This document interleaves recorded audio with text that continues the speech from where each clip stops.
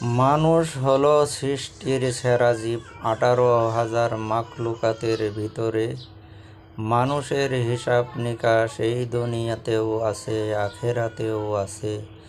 তবু কেন মানুষ সৃষ্টির সেরা জীব হয়ে নানান অপরাধে লিপ্ত হয়, অপরাধ করে? মানুষ করে দুর্নীতি, মানুষ করে খুন খারাপি, মানুষ করে ধর্ষণ, মানুষ করে চুরি ডাকাতি, মানুষ করে দুর্নীতি, মানুষ করে অবৈধ টাকা উপার্জন। যুগ যুগ ধরে এসেছে কত নবী রাসূলগণ।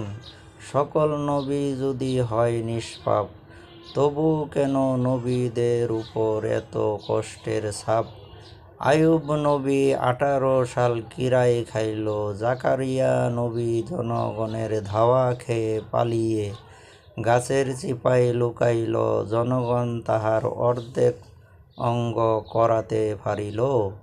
ইউনুস নবীকে মাছে গিলে খাইল, ইউসুফ নবীকে কত পরীক্ষা দিতে হইল। সর্বশেষ আমার নবী হযরত মুহাম্মদ সাল্লাল্লাহু আলাইহি ওয়াসাল্লামকেও পরীক্ষা দিতে হইল। কাফেররা তাহার দন্ত শহীদ করিল। যেই নবী না হইলে এই দুনিয়া হইত না। তুমি আমি একজন ক্ষুদ্র মানুষ, ক্ষুদ্র জ্ঞান। তাহলে কি আমাদের আল্লাহ ছাড় দিবেন কিসের আশায়?